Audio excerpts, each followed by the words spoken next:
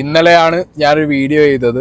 അഫാൻ്റെ ഉമ്മ ഷെമി ഇപ്പോഴും അഫാനെ സംരക്ഷിക്കാൻ വേണ്ടിയിട്ടുള്ള മൊഴിയാണ് കൊടുക്കുന്നത് എന്നുള്ളത് വളരെ വ്യക്തമാവുന്ന 24 ന്യൂസിലെ ശ്രീകണ്ഠൻ നായരോട് സംസാരിക്കുന്ന ആ ഒരു വീഡിയോ ക്ലിപ്പ് ഞാൻ പ്ലേ ചെയ്തിട്ടുണ്ടായിരുന്നു. 24 ന്യൂസ് അവർക്കൊരു വീട് വെച്ച് കൊടുക്കാം എന്നുള്ള വാഗ്ദാനമായിട്ട് മുന്നിൽ വന്നിട്ടുണ്ടായിരുന്നു. ആ വീഡിയോയിൽ വളരെ കൃത്യമായിട്ട് ഞാൻ പറഞ്ഞിട്ടുണ്ട്, ഷെമി ഇതിൽ കാര്യങ്ങൾ തുറന്ന് പറഞ്ഞില്ല എന്നുണ്ടെങ്കിൽ ഏറ്റവും ഇമ്പോർട്ടൻറ്റ് ഇതിലെ സാക്ഷി എന്ന് പറയുന്നത്, ദൃക്സാക്ഷി എന്ന് പറയുന്നത് ഷെമിയാണ് ഇപ്പോൾ ജീവനോടുകൂടിയുള്ളത്.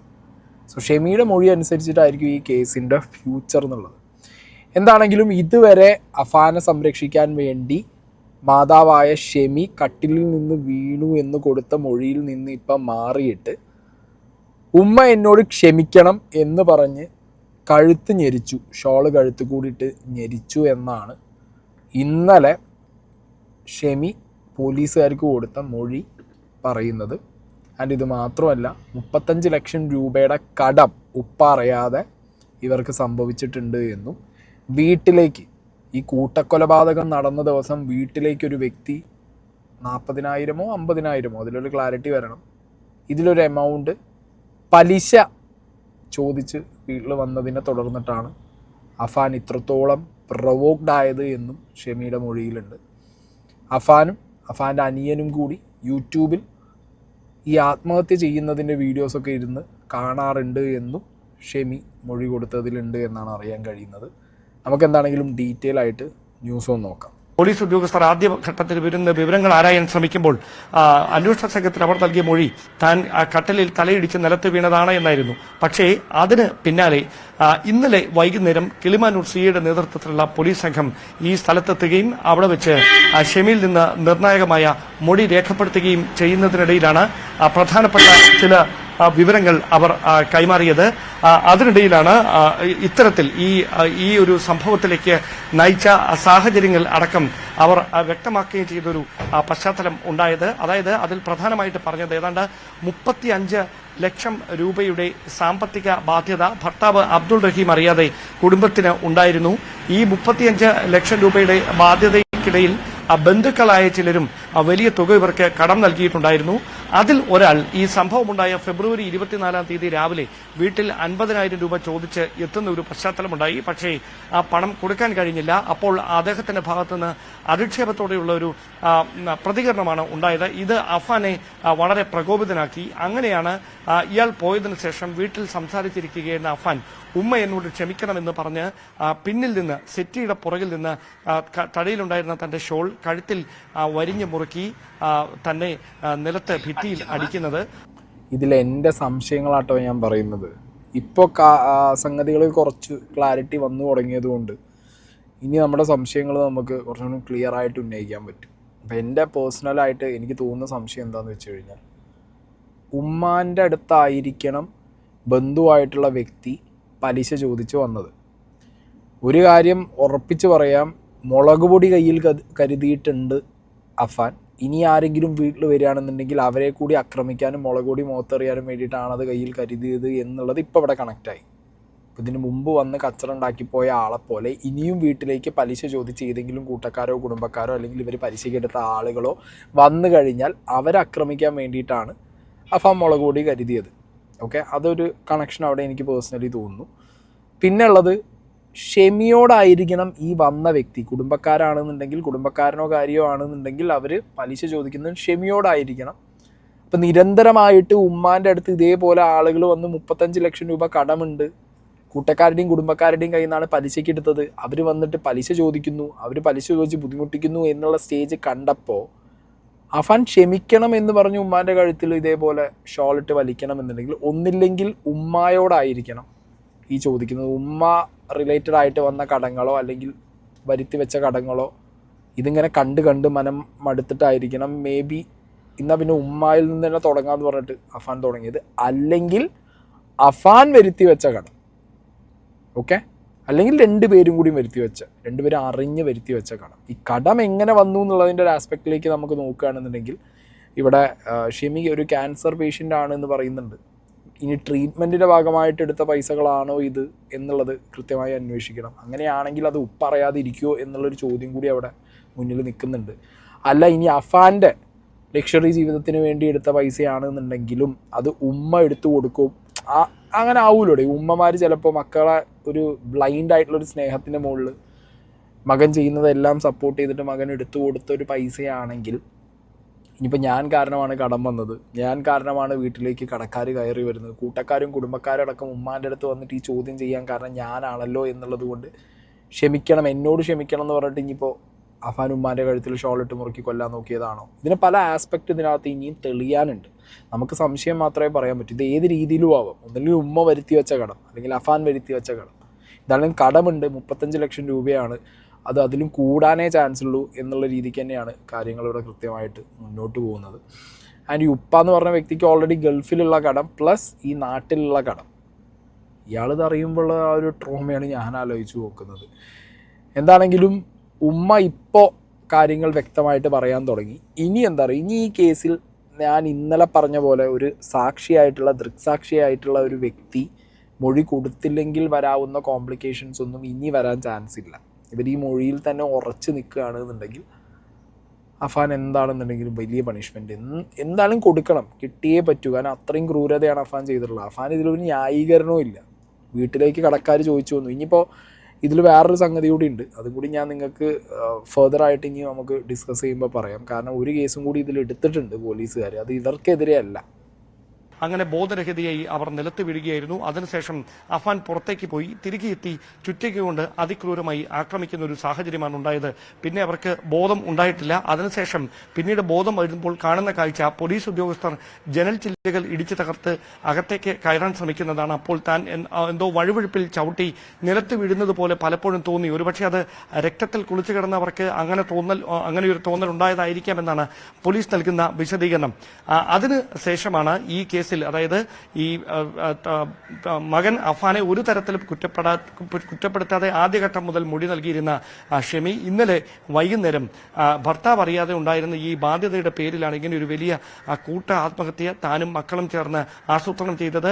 ഇളയ മകൻ അഫ്സാനുമായി യൂട്യൂബിൽ ഈ കൂട്ട ആത്മഹത്യയുമായി ബന്ധപ്പെട്ട വീഡിയോകളൊക്കെ കാണുന്നുണ്ടായിരുന്നുവെന്ന ഒരു ഞെട്ടിക്കുന്ന വെളിപ്പെടുത്തൽ കൂടി ഷെമിയുടെ ഭാഗത്ത് നിന്ന് കിളിമാനൂർ പോലീസിനോട് ഉണ്ടായിട്ടുണ്ട്. ഇവർ ആരോഗ്യനില വീണ്ടെടുക്കുന്നതനുസരിച്ച് വിശദമായി ഈ മൊഴിയെടുക്കുന്ന നടപടി പോലീസ് തുടരുമെന്നാണ് മനസ്സിലാക്കാൻ കഴിയുന്നത്. കാരണം ഈ കേസിലെ ഒരു പ്രത്യേകത, ഇതിൽ മറ്റ് സാക്ഷിമൊഴികൾ ഒന്നുമില്ല. ഷെമി നൽകുന്ന മൊഴിയായിരിക്കും ഈ കേസിൽ ഏറ്റവും നിർണായകമായി മാറാൻ പോകുന്നത്. അതുകൊണ്ട് തന്നെ ഈ കേസ് കോടതിയിൽ നിലനിൽക്കണമെങ്കിൽ, അഫാന് കൃത്യമായൊരു ശിക്ഷ ഉറപ്പാക്കണമെങ്കിൽ ഷെമിയുടെ മൊഴി തന്നെയായിരിക്കും ഈ കേസിൽ നിർണായകമായി മാറുകയെന്നാണ് പോലീസ് നൽകുന്ന വിവരം. ഇതിൽ ഏറ്റവും ദുരൂഹമായി ഇപ്പോഴും തുടരുന്ന കാര്യം, ഈ അബ്ദുൾ റഹീം അറിയാതെ ഈ 35 ലക്ഷം രൂപയുടെ ബാധ്യത ഈ കുടുംബത്തിനുണ്ടാകാനിടയായ സാഹചര്യം എന്താണ്? ഈ കാര്യത്തിൽ ഒരു അവ്യക്തത ഇപ്പോഴും തുടരുകയാണ്. അത് സംബന്ധിച്ച കൃത്യമായ മറുപടി ഷെമി അന്വേഷണ സംഘത്തിന് നൽകിയിട്ടില്ല. അതോടൊപ്പം ഈ ബാധ്യതയുടെ കാരണക്കാരി ഷെമിയാണോ അതോ ഈ അഫാനാണോ? ആ കാര്യത്തിലും ഒരു വ്യക്തത വരേണ്ടതുണ്ട്. കാരണം തങ്ങൾക്ക് തീർത്താൽ തീരാത്ത ബാധ്യതകളൊന്നും ഇല്ലായിരുന്നെന്നും പല ആവർത്തി അബ്ദുൾ റഹീം തന്നെ ആവർത്തിച്ചതാണ്. പിന്നെ എങ്ങനെയാണ് ഈ 35 ലക്ഷം രൂപയുടെ ഒരു വൻ സാമ്പത്തിക ബാധ്യത ഈ കുടുംബത്തിനുണ്ടായത് എന്ന കാര്യത്തിലുള്ള ഒരു അവ്യക്തതയാണ് ഇപ്പോഴും പോലീസിനെ കൂടി. ഇതേ അവ്യക്തത തന്നെയാണ് കാണുന്ന പ്രേക്ഷകരായ നമുക്കും കൺഫ്യൂഷൻ വരുന്നത്, അല്ലേ? അതായത് ആരാണ് ഈ കടത്തിന് ഉത്തരവാദി? ഇപ്പോൾ ഇവർ പറഞ്ഞ ഷെമിയുടെ മൊഴി വെച്ച് നോക്കുകയാണെന്നുണ്ടെങ്കിൽ ഏട്ടനും അനിയനും കൂടി ഒപ്പം യൂട്യൂബിൽ ഇരുന്നിട്ട് ആത്മഹത്യാ വീഡിയോസ് കാണുന്നു. ഇവർ കൂട്ട ആത്മഹത്യക്ക് വേണ്ടി ഇതിനു മുമ്പും പ്ലാൻ ചെയ്തിട്ടുണ്ട് എന്നൊക്കെ പറയുമ്പോൾ ഉമ്മാക്ക് ഇത് കാര്യങ്ങളൊന്നും അറിയാഞ്ഞിട്ടായിരിക്കില്ല. ഉമ്മ അറിഞ്ഞുകൊണ്ടുള്ള കാര്യങ്ങൾ തന്നെയാണ് മക്കളും കൂടി കാണുന്നതും ചെയ്തതും ചെയ്യുന്നതും ഒക്കെ. അതാണ് എനിക്ക് പേഴ്സണലി മനസ്സിലാവുന്നത്. ഈ ഒരു വിഷയത്തിൽ കൂട്ടക്കാരും കുടുംബക്കാരും എന്തുകൊണ്ട് ഷെമിയെ ആക്സെപ്റ്റ് ചെയ്യുന്നില്ല എന്നുള്ളൊരു ആസ്പെക്റ്റ് കൃത്യമായിട്ട് അഫാൻ്റെ ഫാദർ പറയുന്നു, ഷെമിയുടെ ഹസ്ബൻഡ് പറയുന്നു.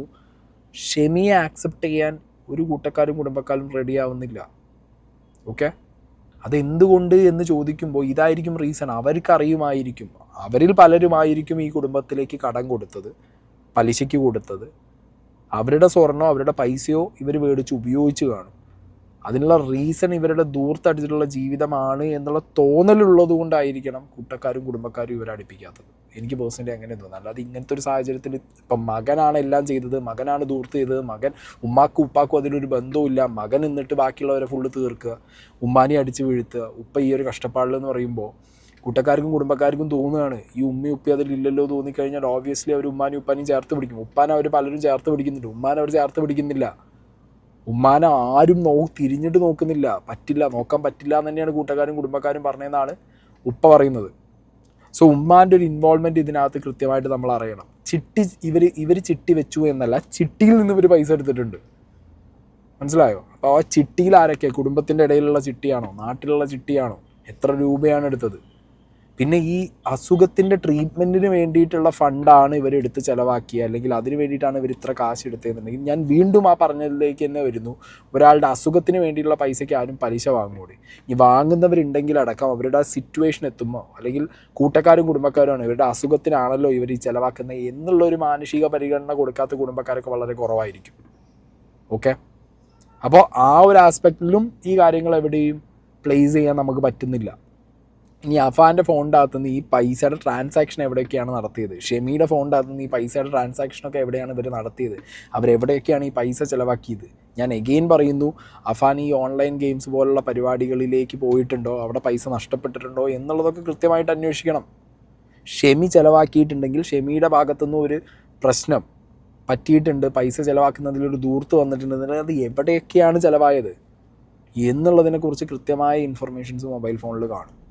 ഓക്കെ, അപ്പോൾ എന്താണെങ്കിലും കൂട്ടക്കാരെയും കുടുംബക്കാരെയും അടക്കം എല്ലാവരെയും തീർക്കാൻ അഫാൻ എന്ന് പറഞ്ഞ ഈ ക്രിമിനലിന് പ്ലാനിങ് കൃത്യമായി നടന്നിട്ടുണ്ട്, മോട്ടീവ് ഉണ്ട്, ഇപ്പോൾ എല്ലാം ഉണ്ട്. ഇനിയെങ്കിലും ഇവന് കൃത്യമായി ശിക്ഷ കൊടുക്കാൻ പറ്റണം.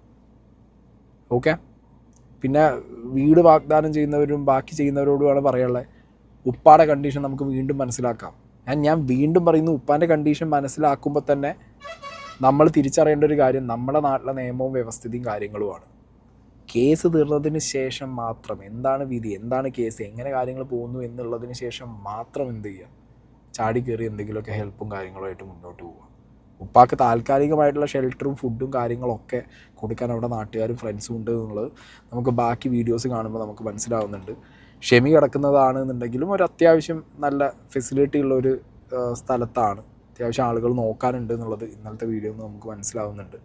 ഇനി ഞാൻ ഇതിൽ നേരത്തെ നിങ്ങളോട് പറഞ്ഞ ആ ഒരു ഫാക്ടർ ഉണ്ട്, ഇതിനകത്ത് വേറൊരു കേസ് കൂടി വന്നിട്ടുണ്ട്, പക്ഷേ അതധികം ഡിസ്കഷനിൽ വന്നിട്ടില്ല. വൻതുക പലിശ നൽകിയതിന് തെളിവുകൾ, വെഞ്ഞാറമൂട് കേസിൽ സാമ്പത്തിക കുറ്റവും, അഫാനെ കാണാൻ ആഗ്രഹം പ്രകടിപ്പിച്ച് ഷെമി. ഓക്കെ, ഇത് കുറച്ച് ദിവസം മുമ്പ് വന്നൊരു ന്യൂസാണ്, ഞാനിതോടെ വായിക്കാം.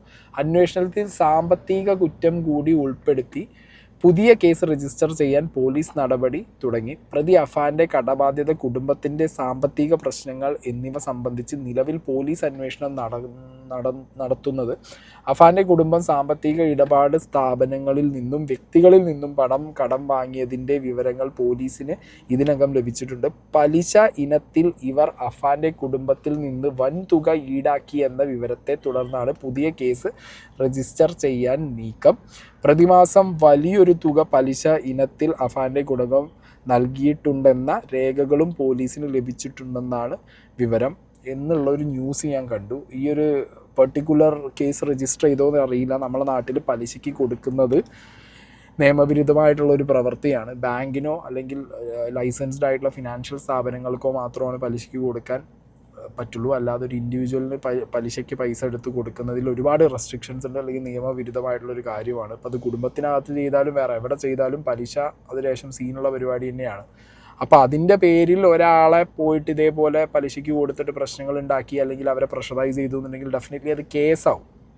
ഓക്കെ, പക്ഷെ നമ്മൾ നോക്കുന്ന സമയത്ത് നമുക്ക് എന്താ മനസ്സിലാവുന്നത്, ഈ ഒരു പെർട്ടിക്കുലർ കേസിൽ ബാങ്കോ അല്ലെങ്കിൽ പലിശയ്ക്ക് കൊടുത്തവരോ അവർ കൊടുത്ത പൈസ തിരിച്ചു ചോദിക്കുന്നത്, ആരാണെങ്കിലും പൈസ വാങ്ങുന്ന സമയത്ത് അത് തിരിച്ച് കൊടുക്കണം എന്നുള്ളൊരു ബുദ്ധിബോധം ഉണ്ടാവുമല്ലോ നമുക്ക്. വാങ്ങുന്ന സമയത്ത് കടം വാങ്ങേണ്ടത് നമ്മുടെ സിറ്റുവേഷനാണ്, നമ്മളെ ഹെൽപ്പ് ചെയ്യുന്നവർക്ക് ആ പൈസ തിരിച്ചു കൊടുക്കുക എന്നുള്ളത് നമ്മളെ വാങ്ങുന്നവരുടെ കൂടിയുള്ള റെസ്പോൺസിബിലിറ്റിയാണ്. അത് കൊടുക്കാതെ വരുന്ന സമയത്ത് അത് കിട്ടാത്ത അപ്പുറത്തെ റിന്നിൽ നമുക്ക് കടം തന്ന ഒരാൾക്ക് എത്രത്തോളം വിഷമം ഉണ്ടാവും, അല്ലെങ്കിൽ അവർക്ക് എത്രത്തോളം പ്രശ്നം ഉണ്ടാവും എന്നുള്ളതും കൂടി ചിന്തിക്കേണ്ട ഒരു കാര്യം കൂടിയുണ്ട്. അപ്പോൾ എന്താണെന്നുണ്ടെങ്കിലും ഇതിനകത്ത് ഉമ്മാടെ റോള്, ഓക്കെ, അഫാൻ പ്ലസ് അഫാൻ്റെ ഉമ്മ, ഇവരുടെ റോള് കൃത്യമായി ഡിഫൈൻ ചെയ്യാൻ പോലീസുകാർക്ക് പറ്റണം. ഞാൻ ഇന്നലെ വീഡിയോയിൽ പറഞ്ഞതിനെ ഞാൻ വീണ്ടും ആവർത്തിക്കുന്നു. ഇത്രയും വലിയൊരു കൊലപാതകം എക്സിക്യൂട്ട് ചെയ്ത് അത് പ്ലാൻ ചെയ്യാൻ പറ്റിയ ഒരു അഫാന് മുന്നോട്ട് എങ്ങനെ എന്നുള്ളതും കൂടി ചിന്തിച്ചിട്ടായിരിക്കണമല്ലോ ഇത് ചെയ്തിട്ടുണ്ടാവുക. അങ്ങനെ ചെയ്യും എന്നുള്ളത് തന്നെയാണ് ഒരു ക്രിമിനൽ മൈൻഡിൽ ഒരാൾ ചിന്തിക്കുമ്പോൾ അതും കൂടി അയാൾ ചിന്തിച്ച് വെച്ച് കാണും. എന്താണെങ്കിലും മുന്നോട്ട് പോലീസുകാർക്ക് കൃത്യമായിട്ട് എവിഡൻസുകൾ കളക്ട് ചെയ്യുക എന്നുള്ളത് ഒരു വലിയ ടാസ്ക്കുള്ള പരിപാടി തന്നെയാണ്. പല കേസുകളും പ്രൈമ ഫേസിൽ തന്നെ പൊളിഞ്ഞു പോകുന്നത് കൃത്യമായ എവിഡൻസ് കളക്ട് ചെയ്യാത്തത് കൊണ്ടാണ്. ഈ കേസിൽ അങ്ങനെ സംഭവിക്കരുത്. കൃത്യമായ തെളിവെടുപ്പും കാര്യങ്ങളും എല്ലാ എവിഡൻസുകളും കൃത്യമായി ശേഖരിച്ച് ഈ വ്യക്തി എന്തിനിത് ചെയ്തു, ആരൊക്കെ ഇതിൽ ഇൻവോൾവ് ആണെന്നുള്ളത് പൊതുസമൂഹത്തിനെ അറിയിക്കുക എന്നുള്ളത് അവരുടെ റെസ്പോൺസിബിലിറ്റിയാണ്. അറിയുക എന്നുള്ളത് നമ്മുടെ അവകാശവുമാണ്. ഓക്കെ, എന്താണെങ്കിലും ഇതിൻ്റെ ബാക്കി അപ്ഡേറ്റ്സ് നമുക്ക് വരും ദിവസങ്ങളിൽ നോക്കാം.